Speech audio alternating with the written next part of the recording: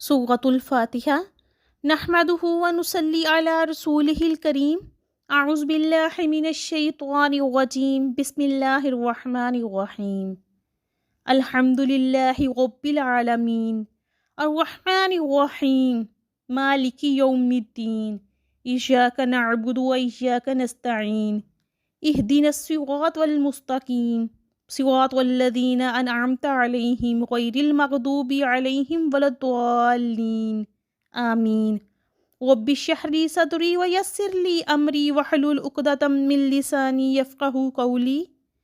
سورۃ الفاتحہ اگرچہ قرآن حکیم کی مختصر صورتوں میں سے ہے، اس کی کل 7 آیات ہیں، لیکن یہ قرآن حکیم کی عظیم ترین صورت ہے۔ اس سورہ مبارکہ کو ام القرآن بھی کہا گیا ہے اور اساس القرآن بھی، یعنی یہ پورے قرآن کے لیے جڑ، بنیاد اور اساس کی حیثیت رکھتی ہے۔ یہ الفاتحہ کس اعتبار سے ہے؟ فتح یفتح کے معنی ہے کھولنا۔ چونکہ قرآن حکیم شروع اس صورت سے ہوتا ہے، لہٰذا یہ سورۃ الفاتحہ یا اوپننگ سورہ آف دا قرآن، اس کا نام ایک الکافیہ یعنی کفایت کرنے والی ہے، جبکہ ایک نام الشافیہ یعنی شفا دینے والی ہے۔ دوسری بات یہ نوٹ کیجئے کہ یہ سورہ مبارکہ پہلی مکمل صورت ہے جو رسول اللہ صلی اللہ علیہ وآلہ وسلم پر نازل ہوئی ہے۔ اس سے پہلے متفرق آیات یہ نازل ہوئیں۔